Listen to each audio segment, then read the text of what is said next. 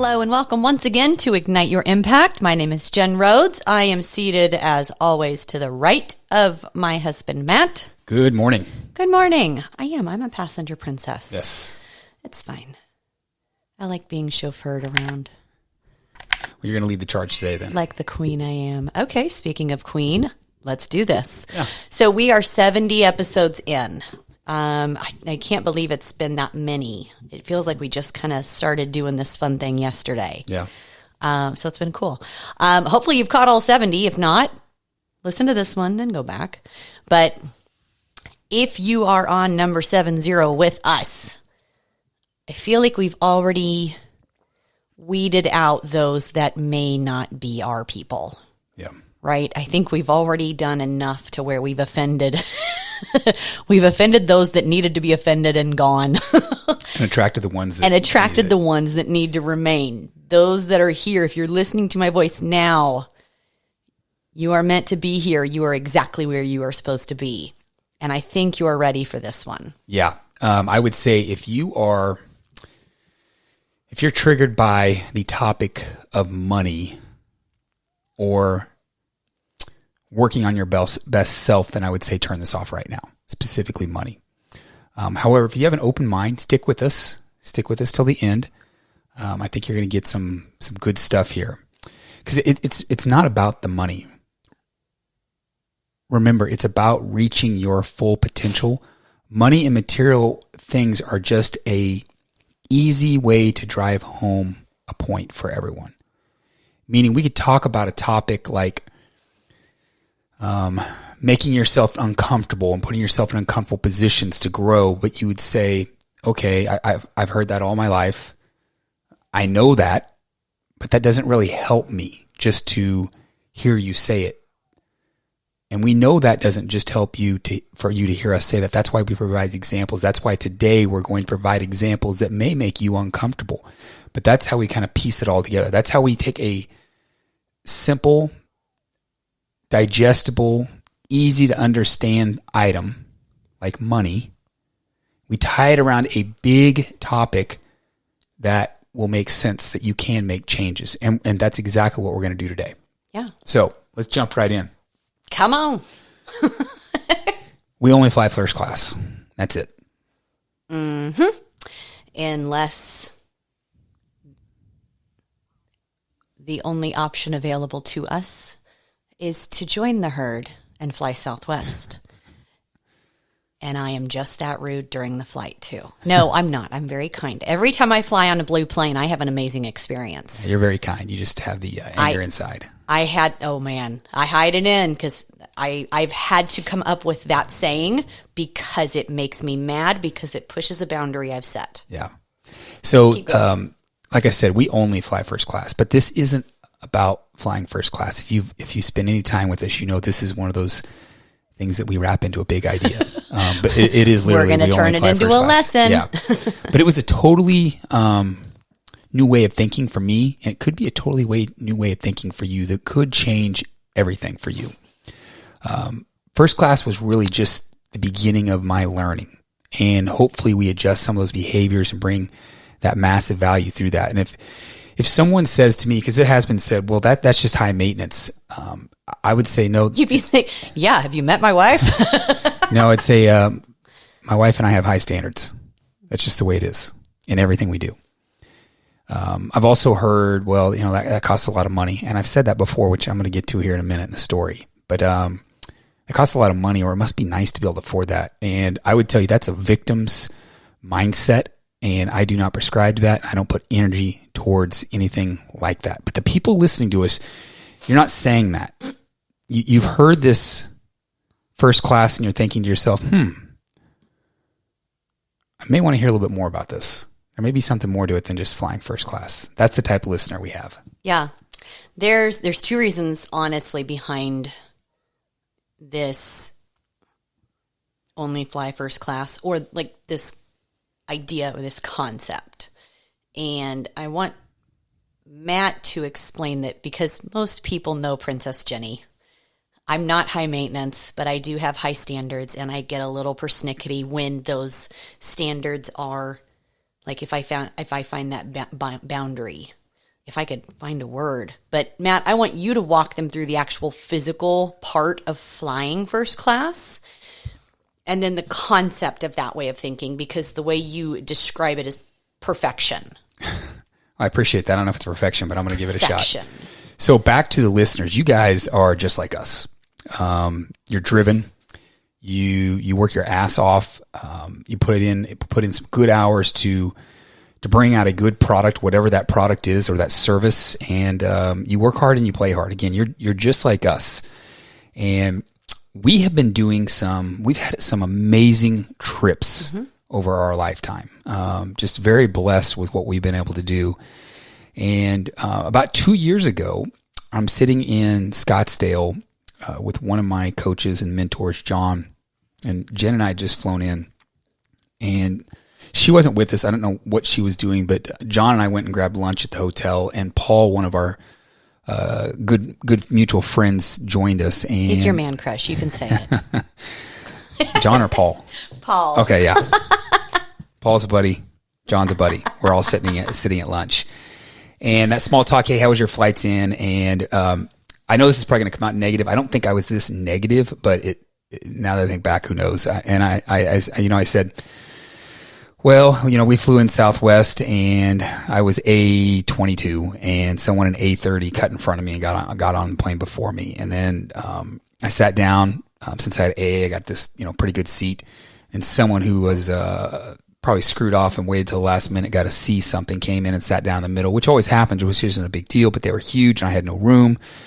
And then my bags got off late and on and on and on. And, John says to me, he says, what the fuck are you doing? And it just kind of stopped me in my tracks. And he says, what the fuck are you doing? My man, you take all these awesome vacations and this travel and you come out here to see me and you go to these great places and it takes you a day to unwind from that entire experience. You've basically wasted a day because of the experience of flying. And he says, imagine what would happen if you were the first to get on the plane. Imagine what would happen if they served you food on the plane, not the snacks, an actual meal, and drinks. And they were giving you drinks before everyone else even got on the plane. And then you were the first one off the plane. And then your luggage was the first one off and you're off to your destination. He says, imagine that. Do you think that would save you some time? Do you think it would also help you enjoy your vacations day one instead of day three by the time you've unwound from that flying experience? And I said to him, well, isn't that expensive? Isn't that cost a lot more money? He says, do you think your wife would like you being around you a little bit more? You spend a little bit more money? Do you think that negative energy that you have is good for you? He says, it's not about flying first class either. It has nothing to do with flying first class. It's about spotting those roadblocks in your life and being like water, able to flow around them.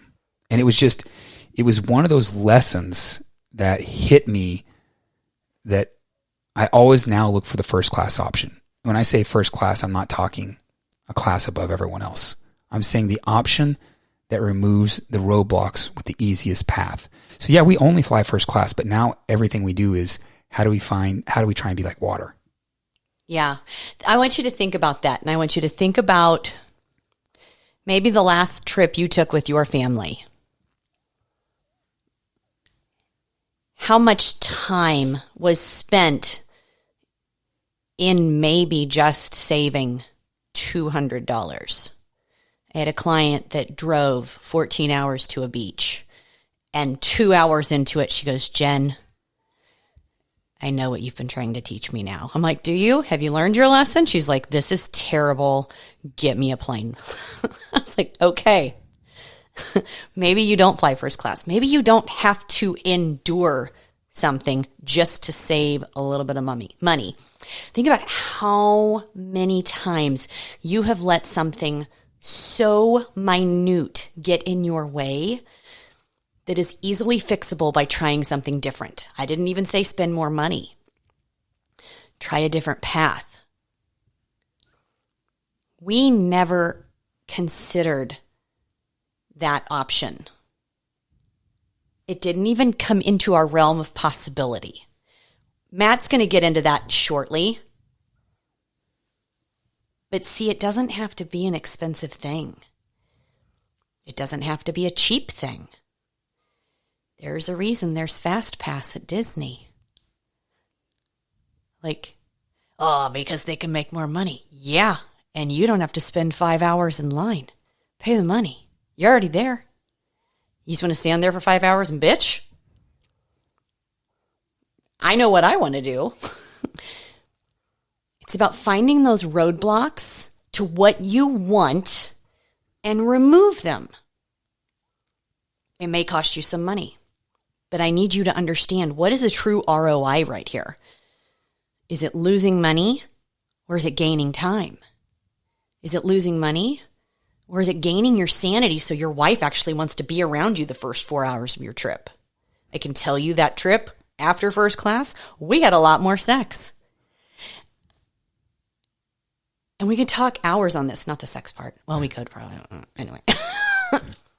But this is our decision making from now on. If there's ever a point where we're like, well, there's option A or option B. My first option is what's going to get me there the fastest. What are the things that might get in my way? Luggage, transportation, all of this different things. How can we make this as fast and simple as possible? So anytime we go to Mexico, Matt makes sure we have a private escort. Yeah, private transportation. Transportation. Yeah. Oh my God, that's the word. I'm having a terrible time with words today. He always makes sure we have a private transportation because it's just faster. It's probably $30 more. For the whole family, it's probably $30. Done. My guess. Bye. Yeah. Done. My daughter makes that in an hour. Like, that's fine. Remove the roadblocks. Whatever you think might be costing you money could actually be costing you even more time. And money. Yeah. So let's go to the next reason of why we only fly first class, or I guess the concept. The first one it changed everything for us. It really did. Because again, it is about flying first class, but it's not about flying first class. It's about, like I said, finding those roadblocks, and Jen said, finding those roadblocks and being water and going around them. But this next one was that parallels with it, was a huge lesson for us. So I want you to listen closely. This has that concept of first class. This idea does. See, I used to be very cheap, meaning I didn't understand how to leverage money because I thought money was money, and money is not money.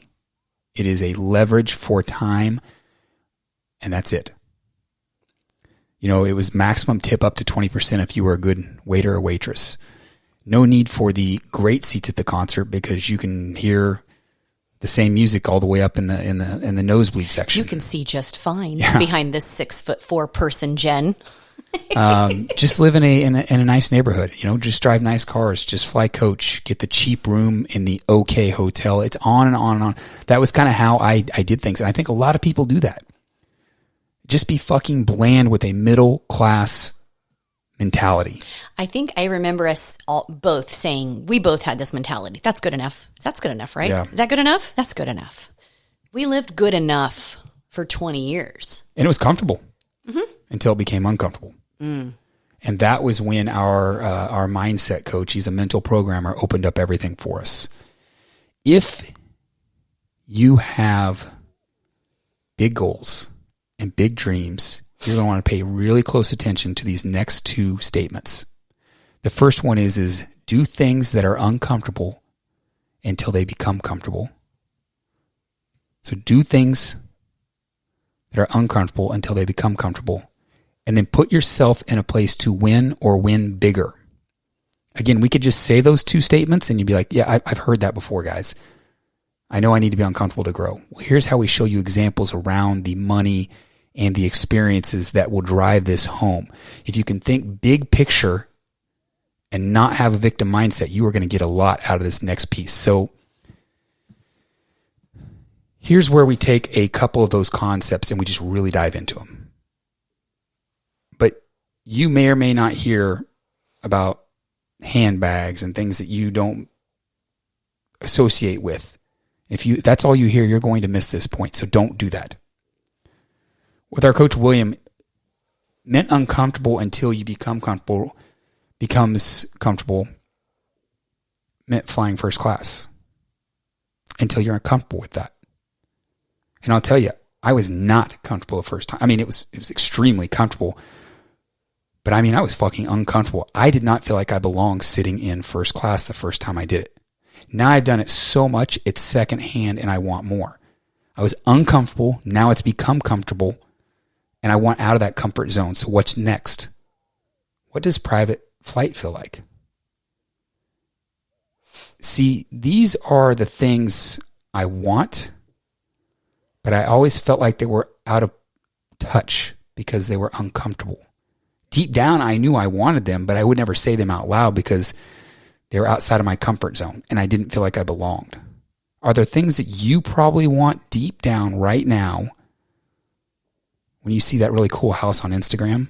You say, that really cool backyard, it just feels out of reach. That's my point. It's uncomfortable. It's out of reach until you start doing the small things. You've heard me say this before, but instead of money, think of President of the United States. You can't fathom, I'm assuming you can't fathom right now that you could be the President of the United States. And you probably don't want to be, because I certainly hell don't want to be. But let's, for the purpose of this conversation, assume that President of the United States is out of your realm. Just like that badass house on Instagram, just like that private flying. But being a city council member is within your realm. You can do that. You know city council members. You know. That's approachable. That's approachable. That's approachable. Okay, maybe I can fly first class. Okay, maybe I can live in a nicer neighborhood. And then as you become city council, you decide, I can try the next step because this is now comfortable. And the next step. And then next thing you know, you can be the President of the United States. It's that uncomfortable until it becomes comfortable, so you do the next step up to get the things that you truly deep down really want. And you just continue to move.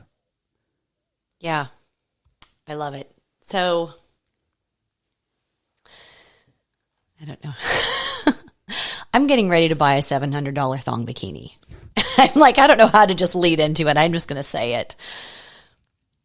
I am super comfortable in my skin. It's not anything like I walk around. Okay, I do walk around naked. Anybody that went to college with me, you guys are going to love this because naked time still exists. But I am super comfortable wearing a thong bikini. It's not like butt cheeks or butt cheeks, guys. But that's a good amount of money for a bikini, right? But how will I ever feel comfortable buying and driving a Ferrari if I don't even feel like I can spend $700 on a swimsuit? Now, I want to make two things clear. If the subject of money makes you uncomfortable, that's okay. But you need to do some work. And I do not mean go to work and make more money. See, one of the things that we uncovered was what we associated money with. Matt associated money with effort, which meant time away from.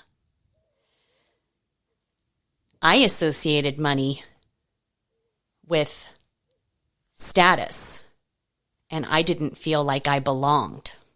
And I felt like I had to work harder and be away from the family. Yes. See the two different... Do you see the two different, it's the same word, but we both had different definitions subconsciously, which would then determine our path. Once we did the work, we're actually doing less now. Because money, like I said earlier, is just leverage. It's a mirror, yeah. It went from being hustle and hours to leverage my money. Yes. It's a great point. Yeah. Thanks, but you don't have to go back and make more money. Yeah. There is an endless abundance out there. And if you can tap into it, it's yours. Yeah. And it's about being happy. It's not about the designer handbags. I mentioned that earlier. But when you start playing down your wants and needs and your desires, and you say, I don't deserve that $700 Gucci bikini or thong or whatever you called it. Oh, it's a thong. And it's Gucci. And it's sexy. That's when society's got you. Because you can tell in Jen's voice she wants that. I do, real bad. But it's a good amount of money. But society's not going to get her down because she says, I'm going to get this. It's just going to lead me to the next uncomfortable thing. And you're listening to us right now because you want to become elite in all areas of your life. And this is the first step, becoming uncomfortable until you get comfortable. Start small. And I would also like to say, you need to work on being elite in your fitness first, because there's no handbag that will cover how you feel about the way you look in the mirror. There's no car that you can drive and feel good about when you step out until you work on your fitness first. That's the first area of getting uncomfortable until you're comfortable. And then you start stacking on the other things. There is no golf club that you can buy that will cover up a swing when your gut is hanging over the belt of your pants. Yep. It's just... Now, I am not saying to go spend yourself into financial difficulties either. You do not have to do that. Matt always says, don't go broke trying to look rich. And I stole it. I stole it from you. I will buy a Ferrari. It's done. It's already a done deal in my head. It's happening. I am not yet financially there. So what did I do? Well, at first, we were looking at cars, a bunch of high-end different cars.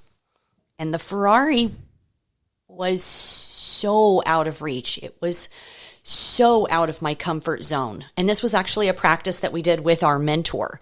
They wanted us to sit in all of these different cars. I had no intention of buying any one of them. There was Ferraris and McLarens and G-Wagons and Porsches and like souped up roadsters from the 70s, like those kick-ass roadsters. And the only ones I felt comfortable even going near were the ones I felt like I might be able to afford someday in my head. I was like, oh no, I think I'm good. Like a Porsche. I could do like a Porsche or this BMW. You looked at Mercedes. I looked at her Mercedes. That felt safe. I can do these. Let me look at this Porsche. I'll do that. And Matt caught how much I kept looking back at this one Ferrari. It wasn't all of the Ferraris. It was one. I just kept looking back. And he's like, would you please just go sit in this fucking Ferrari? But it intimidated me. It honestly intimidated me. And he looked at me, he goes, you're not buying it. Go sit in it. I didn't even feel like I belonged to sit in it. Think about how much work that took. And I caved. And I was sweating. My hands sweat just talking about it. But I went and sat in it. And the minute I did, I was like, fuck, I need this car. I need this car. Not maybe someday. I feel it in my blood. I need this car. Have you ever had something like that? That just felt so scary that the minute you got a taste of it, you're like, I need this. And then I went and sat in another one a few months later. It was like hit a crack. It still didn't feel comfortable for you, though. No. That's why you had to go back and sit in another one. I sat in another one. Then I went and test drove one. And then when we got back to the dealership after test driving one, I had the salesperson walk me around the entire car. Teach me what every button does. Tell me what this does. Show me how to do this. Show me how to do that. And my son was with me and he's like, Mom, what are you doing? I was like, I want to know so that when it's mine, I know exactly what it's going to feel like.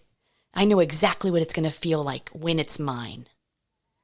So I'm putting all of these uncomfortable situations in front of me so that I can become more comfortable so that when it's time, I'm ready. I've been practicing this for years.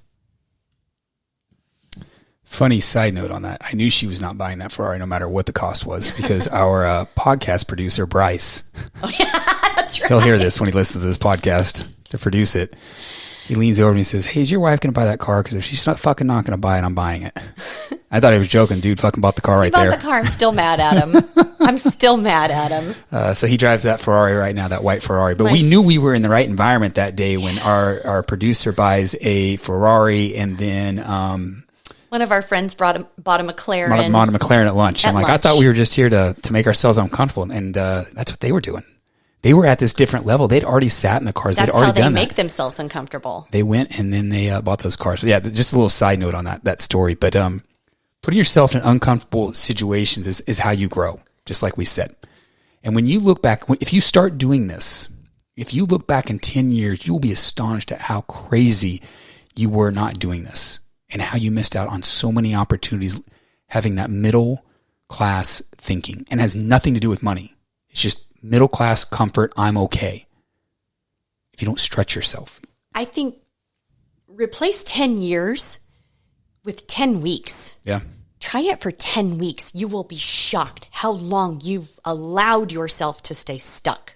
Yeah. And this next piece is putting yourself in places to win or win bigger. This was that third piece. Remember I said put yourself in uncomfortable positions to until you become comfortable. Now it's put yourself in a place to win or win bigger. If you stay in the same environment, you're never going to grow. When I sit in first class, I could be sitting next to someone that could be the key to something that I'm missing. The chances are they're in first class much higher than sitting in coach. I think you understand that. There's a different type of person sitting there in first class. When you pick a neighborhood that's just a little bit out of your reach and you stretch just a little bit to be there and not be the nicest house on the block, you're moving into next door to neighbors who are probably doing something more than what you've done. Doesn't matter if it doesn't have to be a mansion neighborhood. It can be any type of neighborhood, but moving to one that stretches you just a little bit because they can help stretch you even further. If you're attending an event, go to events that stretch you. You'll be rubbing shoulders with your next investor, your next business partner, or whatever it could be. When Jen and I flew down to Miami and went to a very intimate event, I would say we were probably, just guessing, one of the lower income earners in that group, if not the lowest, one of the next, pretty close. Because we put ourselves in an environment that was not comfortable. And, we rubbed shoulders with John McAfee's, before he passed, his right-hand man. We were on a yacht with him. We were on a yacht with a financial advisor who was absolutely crushing it in the industry. And those were the type of people we were around. And it was comfortable, uncomfortable. The people were amazing. But they definitely had some status. And they definitely pushed us. And that's just two of the people who were there. It isn't always about being in the room to meet someone, though. I want to make sure you hear that. It's about stretching yourself until you're uncomfortable and about putting yourself in a place to win every single day. I love that. Yeah, I'm going to wrap. I'll say it again. Don't go broke to look rich. Do not fake it till you make it. However, dress for the job you want, not the job you have.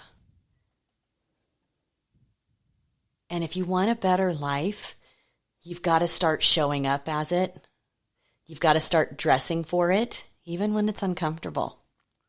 Guys, we're going to wrap. I hope that this hit so deep for you. I hope you got so much value out of today. If it did hit, share it with somebody that you think will find value. Tag us in your Insta stories. Give us a 5-star review. You know the drill. Shoot us a DM. Can't wait to see how you're making yourself uncomfortable. And with that, we'll talk to you next time.